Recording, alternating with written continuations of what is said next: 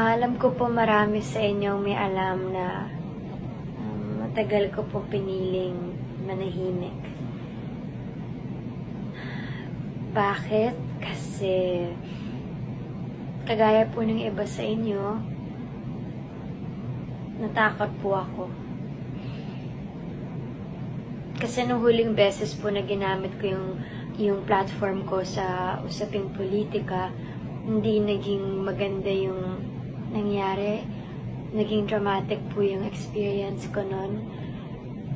Kagaya po ng nararanasan ngayon ng ibang mga artista na nagsalita. Ang dami pong pag-atake, ang daming sinabi hindi lang sa akin, pero pati pamilya ko. Kaya sinabi ko po nun sa sarili ko na yun na yung huling beses na magsasalita ako sa ganong usapin kasi ayoko nang maulit yun. Pero ngayon, dito po ako kasi pakiramdam ko pakiramdam ko kahit wala man kasiguraduhan na marinig to, at least may ginawa ako. Pakiramdam ko kailangan kong maging boses ng iba.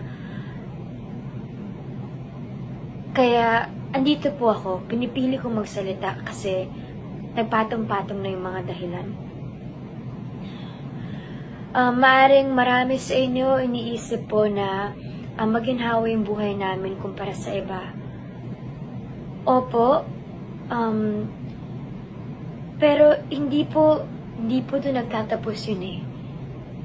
Mas may responsibilidad po kami na tumulong sa iba. Hindi po ibig sabihin nun, hindi kami apektado sa nangyayari kasi hindi namin kayang makita yung mga tao na nahihirapan, na umiiyak, na hindi alam kung ano na mangyayari sa kanila.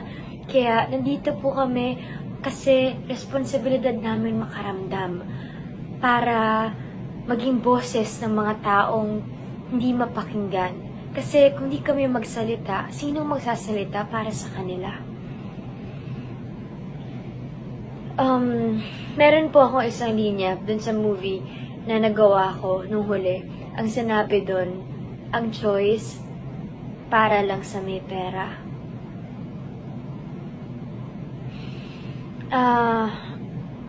Nung isang buwan po akong namuhay kasama yung mga OFW sa Hong Kong, dun ko po napatunayan at dun ko lalong nakita kung gaano kahirap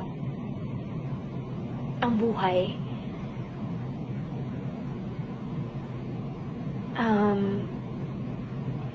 Kaya nakakalungkot man isipin, totoo yung sinabi nila na ang choice hindi para sa lahat. Hindi lahat kasing swerte natin, nakakalungkot yun.